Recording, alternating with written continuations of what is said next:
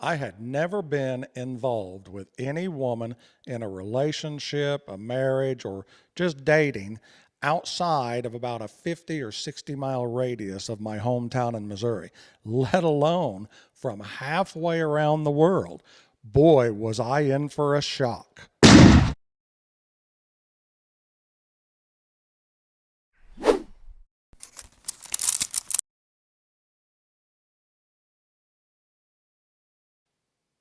Hey everybody, Rick here. I had one of my subscribers ask me if I would make a video on how I met my Thai Asan girlfriend.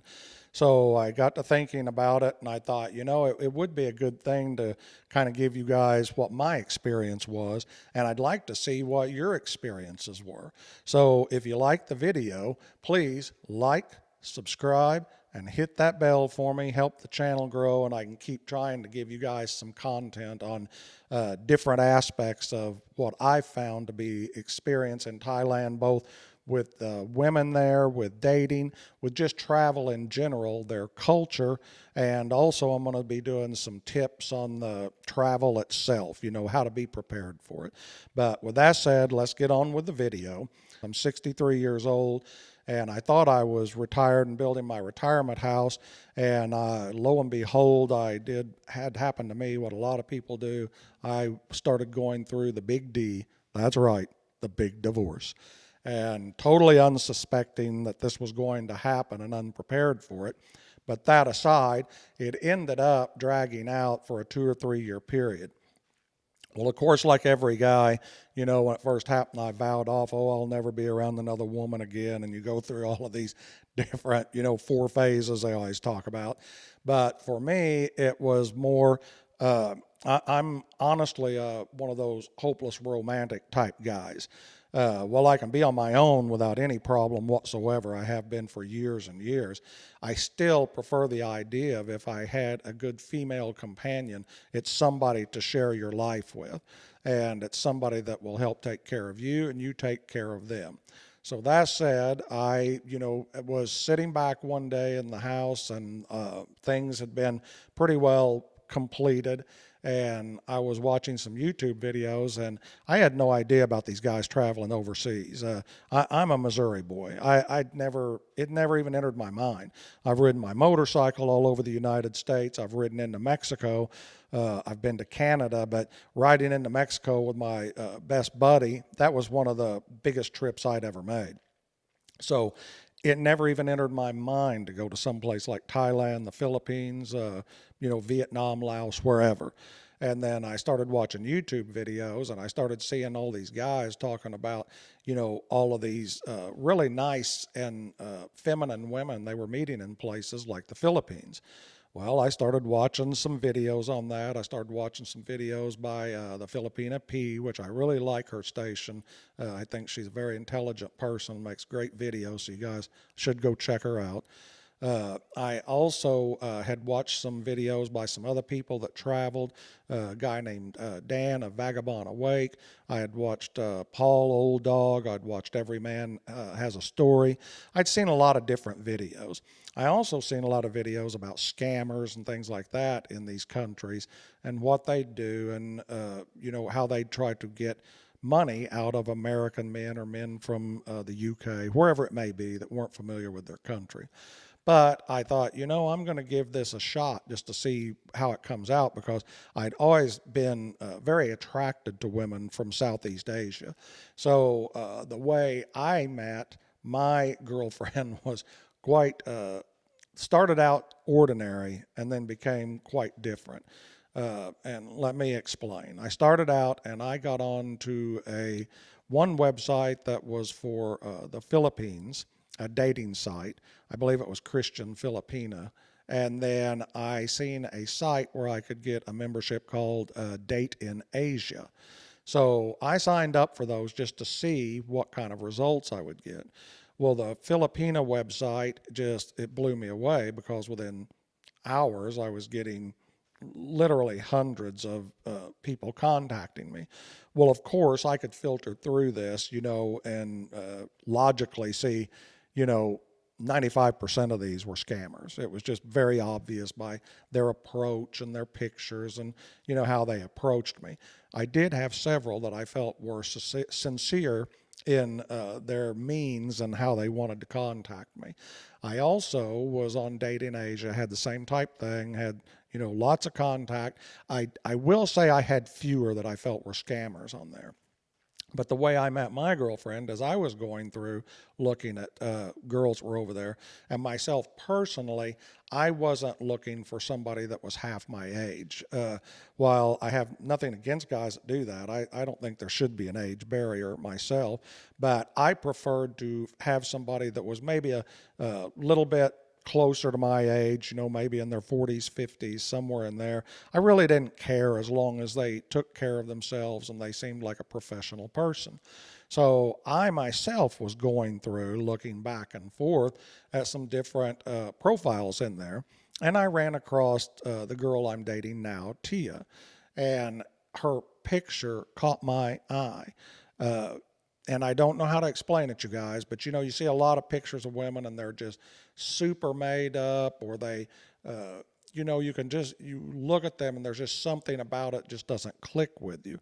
Well, whenever I looked at her and I looked at her profile photo, she just had this, it was just this almost sincere and honest and innocent look.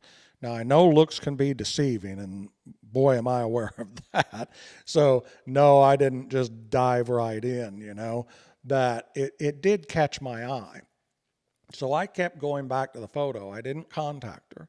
I was looking and going through some of the other emails I was getting and just thinking about this. This was all just kind of a pie in the sky thought at this time. I wasn't very serious about it. And when I went back to that site, I kept, for some reason, going back and looking at her photo. And I did that, I don't know, probably a dozen times. And there was just something about it in reading her profile. And her profile showed that she was an educated person, that she had a master's degree, that she was a teacher. And there was just something about her that her looks just captivated me. So all of a sudden I get up one day and I had a message, another one from somebody on the Dating Asia site. And I looked and it was Tia had messaged me. And I guess there's a way to tell if people have viewed your profile. Most of these dating sites will say so-and-so viewed your profile, so-and-so viewed your profile, and they'll show a picture of it. Well, she had seen I had been back multiple times, 10, 12 times, and looked at her picture but never made contact. So she sent contact to me. And she said, I had noticed you had came back and looked at my picture several times. Would you like to talk? And it just really blew me away. And so the first thing I thought, being in the situations I had been in, was I thought, okay, she's contacting me, she's a scammer. But I couldn't resist, emailing back or messaging back, I should say, and saying, yeah, I would like to talk to you. So we laugh about this today, but in the course of the first few messages we had back and forth, one of the things I kept asking was, and I did ask her because I'm a very blunt person, and I just said, if you're a scammer, don't waste my time or your time, because I will figure it out, and I'm not going to send you money. And I know if you tell me you've got a sick mother, or you've got a family member that needs money, or you've got all these horrible things going on, it's not going to work. It's just not going to happen. That's how coarse my divorce had made me and what my mentality was. But I wanted to be very upfront and transparent with her. She thought this was rather humorous and, assured me she wasn't a scammer. As a matter of fact, she was using a translator to talk to me. She was extremely nervous about getting a hold of me. I talked to her about us both downloading WhatsApp because we could communicate at no cost, and we could actually do a phone conversation. She told me she was extremely nervous about that because she had been talking to me by utilizing Google Translator and knowing how to type things in. That's why sometimes some of the messages might be a little abrupt, that she could speak some English, but it wasn't, extremely well. I assured her that wasn't a problem. I wasn't concerned with that. And I later found Thai people are very worried that with their English being poor, that you're going to make fun of them or think bad of them, which I really don't know where they get that. I guess some people might do that. I'd never consider that. But anyway, I digress. Uh, we messaged and we finally both got WhatsApp, and we called and we seen each other and talked to each other, and I learned about where she runs a school in the northern region, and learned many things about Tia just from conversations off and on over a few days. I then told her that, if she was worried about her English, I have a degree in English, and that I would get the items, and if she wanted to continue to communicate, no strings attached, I would help teach her English. So we got online, I got a whiteboard, and every morning we would have a call. It would be night for her, so it would be before she went to bed, and early morning for me. I would get up. We'd have a call. I'd get out the whiteboard, and I would teach her phrases. I would teach her pronunciations. I would teach her vowels, consonants, pronouns, just basic language and dialect in general. Tia is extremely intelligent. In the years we've been together, she's became very fluent in English now. She also speaks two languages. There's pretty much two languages in Thailand. There's the northern language, Isan language, which is almost considered kind of a slang. Then there's the southern language they call Bangkok language, two completely different animals. So she was doing that and then also learning English. I've got to say I was quite impressed because I then had her try to teach me some Thai, and I've been learning a little bit of it. And it being a tonal language and not phonetic, it's difficult, guys. So I can imagine, too, for her learning English and all of our slang and nuances, like two, and your, and some of the same things that sound the same, but the spellings are different or the context is different. So anyway, we continued to go along, me teaching her English, talking, learning about each other, and we just kind of evolved over, an 8 or 9 month period talking. There was never any asking me for money or asking me for funds. She would send me pictures of her school, of her going to the job, of her making merit, try to explain things to me. So we started out doing that. We started out basically met on Dating Asia, started out as friends basically, and me just teaching her English. After that 8 or 9 months, we became much closer and much more confident in what each other's motives were. And when I say that, it wasn't just me worried about scammer. Later on, I found out she was really scared to meet a Farang or a guy from the United States. She'd never dated anybody. She was like me, anybody from the United States, I should say. She had only been around Thai men, and Thai men and their nature is completely different than somebody from a Western state. So she was very nervous she couldn't speak the language. I since found out that this was the first time she had ever been on a dating site, and she didn't even know how to get on one. So she had a daughter. She had been married one time and been divorced for many, many years, and she had a daughter that told her, look, Mom, you need to start dating somebody. You should get on a dating site. And her daughter literally took one of her photos and put it on Dating Asia, and then put up the information about her. Tia didn't have any idea how to do any of this. She'd just never been a dater or a party girl or anything like that. And so we thank her daughter now many times because what her daughter did introduced us together. And after that 8 or 9 months, I decided to take a plunge and I would take a trip, and it was during COVID. Complete other video, but I can tell you it was absolute hell to get through customs and go through all the steps to get over there for a few weeks. I met Tia in Bangkok.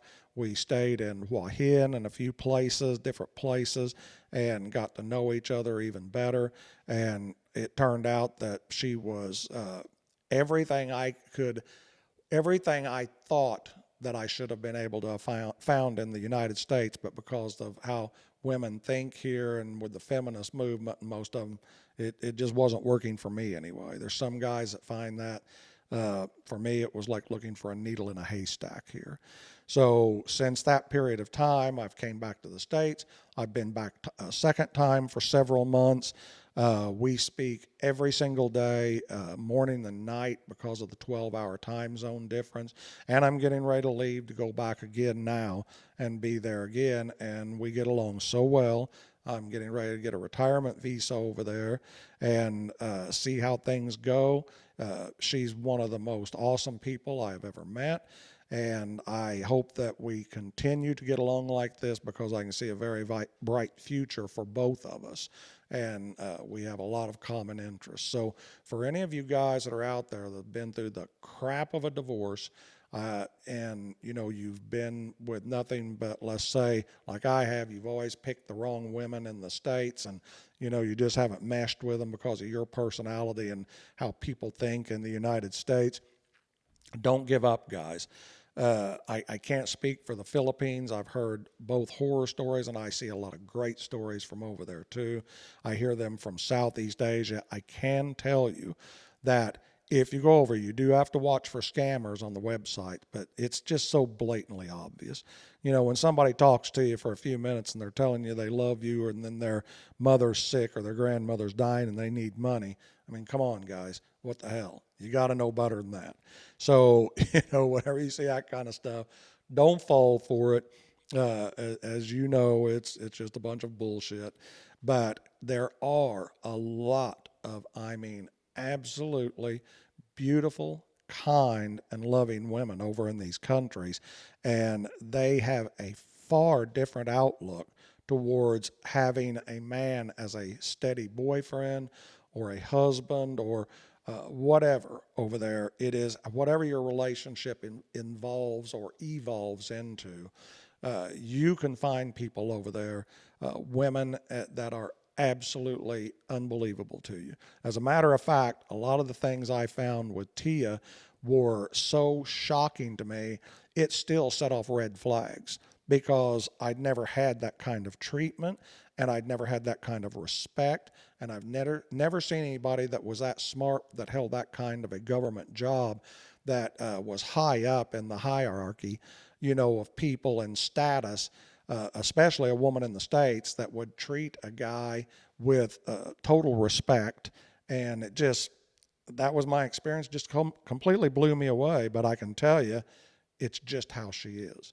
So, and I've seen many other women like that. Not since that time when I was traveling over there with her, I've made a lot of friends that are from different countries, from the United Kingdom, from Canada, from Russia. A lot of guys that come over there from different areas, and a lot of them have scammer stories. But I can tell you what, guys, a lot of them have true success stories also. I hear more success stories, and the divorce rate is lower over there.